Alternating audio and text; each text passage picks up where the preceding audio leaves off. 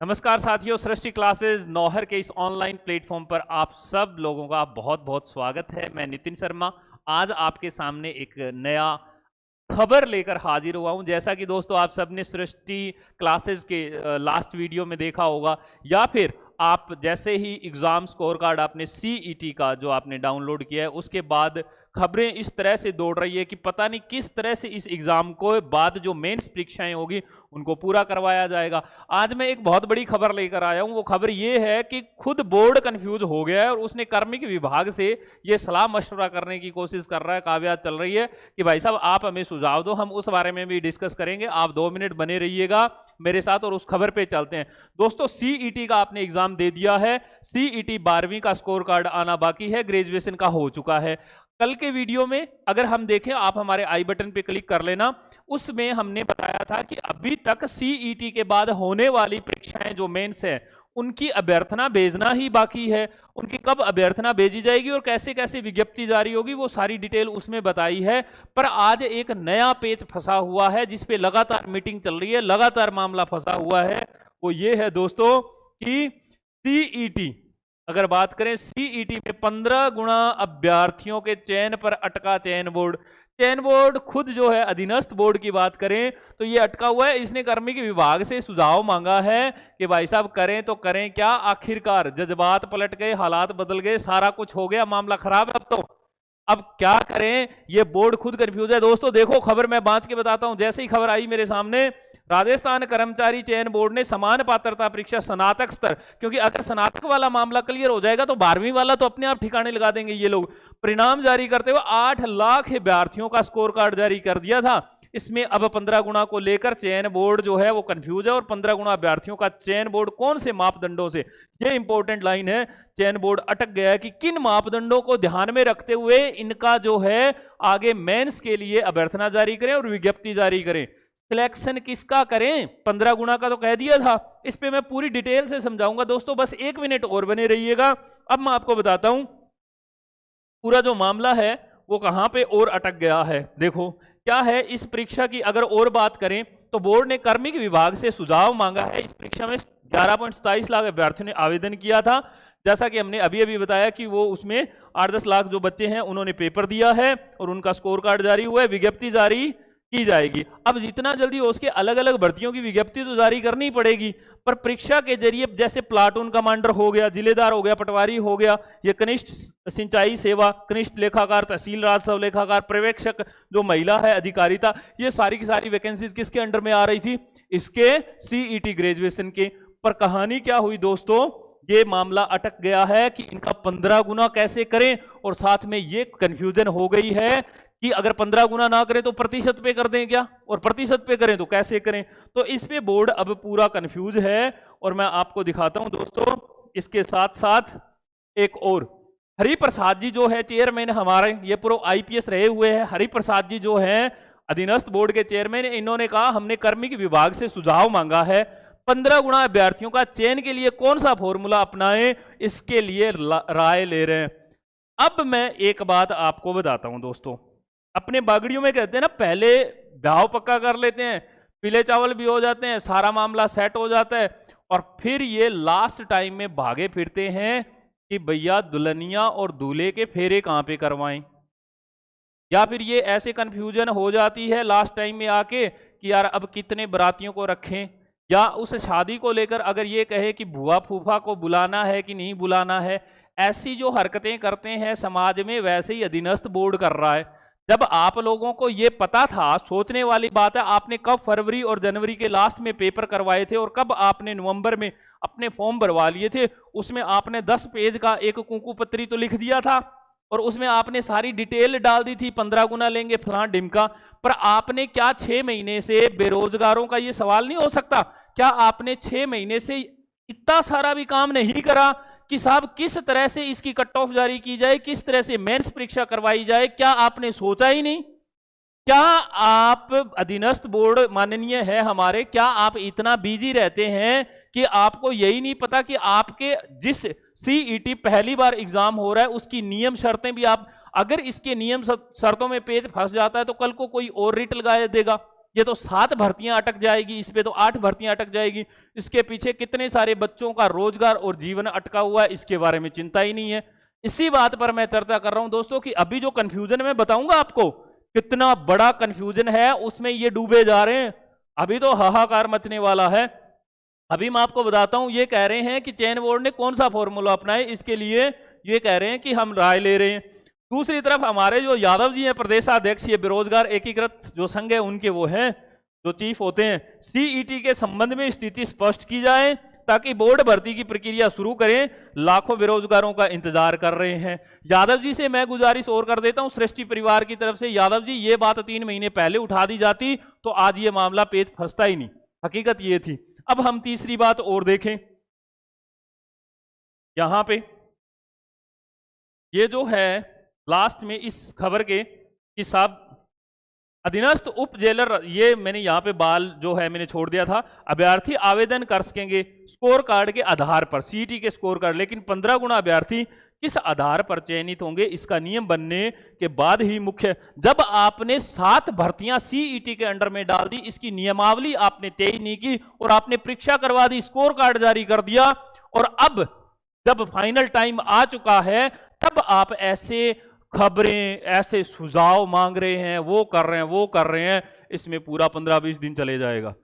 अरे साहब, लोगों की सांसें अटकी हुई है एक एक मिनट पे, एक एक सेकंड पे, लोगों का जीवन अटका हुआ है एक एक वैकेंसी पे। राजस्थान पुलिस को लेकर कितने सारे ऐसे लोग हैं जो इंतजार कर रहे हैं और आपको आइडिया भी नहीं है।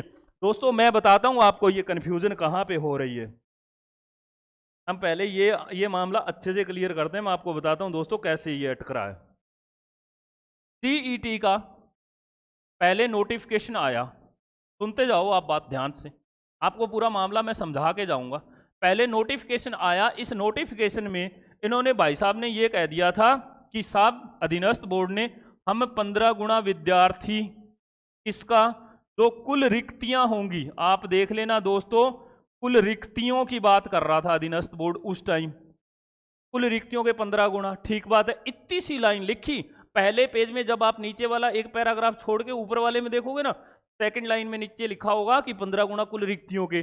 ठीक बात है। अब इन्होंने इस नोटिफिकेशन में अलग अलग तरह की भर्तियां दी हुई थी, जो अभी हमने न्यूज की पत्रिका की कटिंग में पढ़ी। पहला पटवारी, प्लाटून कमांडर, जिलेदार, इस तरह की ये वैकेंसी थी।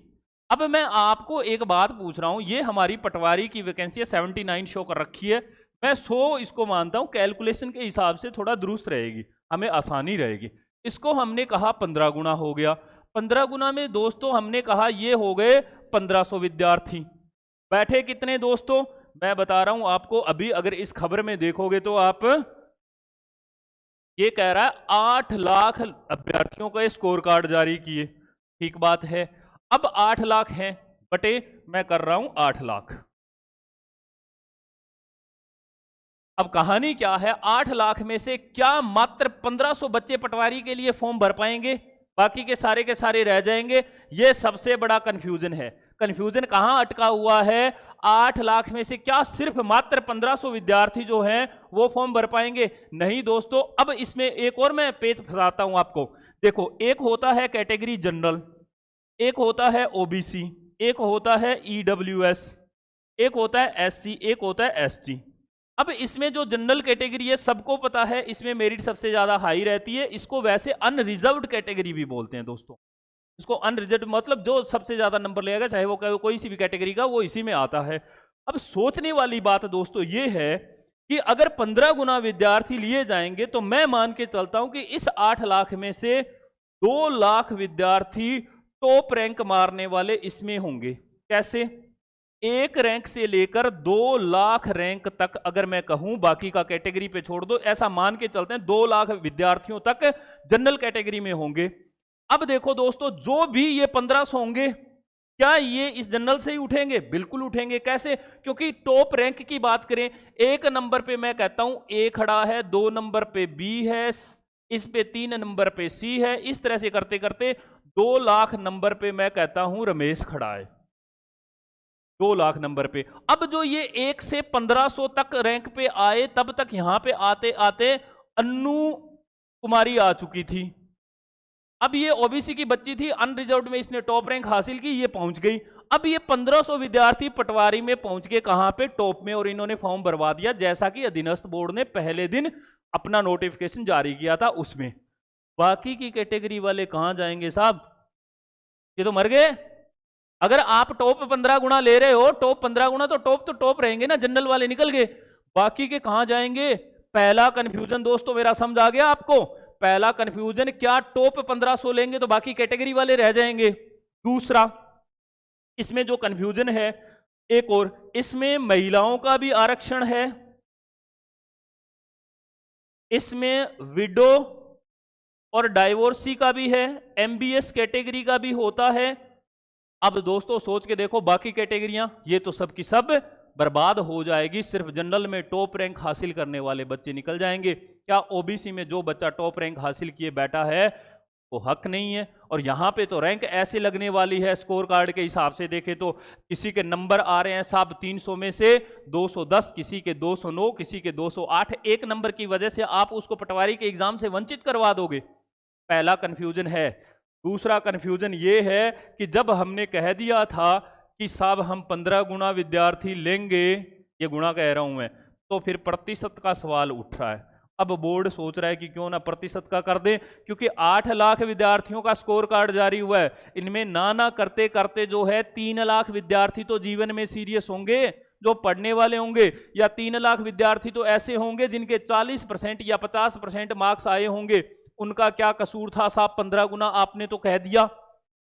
वो बच्चे 1500 टॉप रैंक वाले तो आ जाएंगे पटवारी का पेपर देने के लिए, बाकी के इन 4 लाख में से 3 लाख कितने बिल्कुल नजदीक पहुंच गए, 99,000 के लगभग तो आपने तो बच्चों को रख दिया, 3,98,500, वो बाकी के बाहर बैठेंगे। नहीं साहब, ऐसा नहीं होता है। इसके लिए नियमावली, आपके कायदे, आपके कानून पहले दुरुस्त ढंग से सेट कर लेने चाहिए था। अब जब सारा काम हो चुका है, जब भर्तियां आने वाली है और जब बच्चे इस बात में, इस इंतजार में और अपना पूरा जीवन देख रहे हैं, और साथ में उनको ये उम्मीद है कि हमारे प्रदेश के माननीय मुख्यमंत्री जो है वो जाती हुई सरकार में हमें कुछ एक नौकरियां दे के जाएंगे। तो दोस्तों आपको अब मोटा माटी कंफ्यूजन समझ आ गई होगी।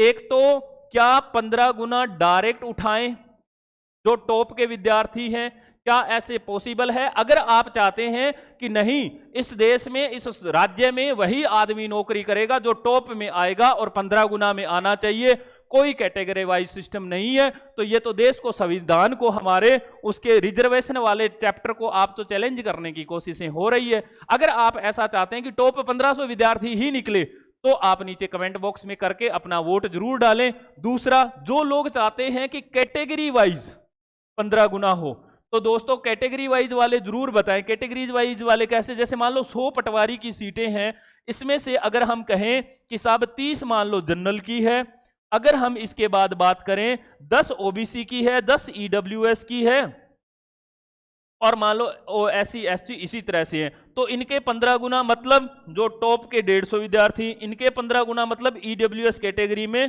टॉप के ये 450 होते हैं, और इसके 15 गुना मतलब ये हो गए साहब 150 विद्यार्थी 150। इसी तरह से क्या इनको अलग अलग कैटेगरी वाइज टॉप में से निकाला जाए? ये सबसे बड़ा कंफ्यूजन चल रहा है। बोर्ड से पूरे बेरोजगार लोगों ने कल जाके दरख्वास्त की है उनके जो गैरा जी जो हैं उनके आगे कि साहब आप कैसे ही करके वो सचिव है, सचिवालय में पहुंचे कि इसका मामला सुलझाओ जितना जल्दी हो सके। और अब ये मामला कहां कब कैसे सॉल्व होता है दोस्तों, जैसे ही कोई खबर आएगी आपके सामने जरूर हम लोग इस बारे में हाजिर होंगे। और अगर आप हमारी दी गई जानकारी से संतुष्ट हैं तो जाते हुए वो लाल वाला बटन दबा के जरूर जाना। इसी के लिए बहुत बहुत धन्यवाद, बहुत बहुत शुक्रिया।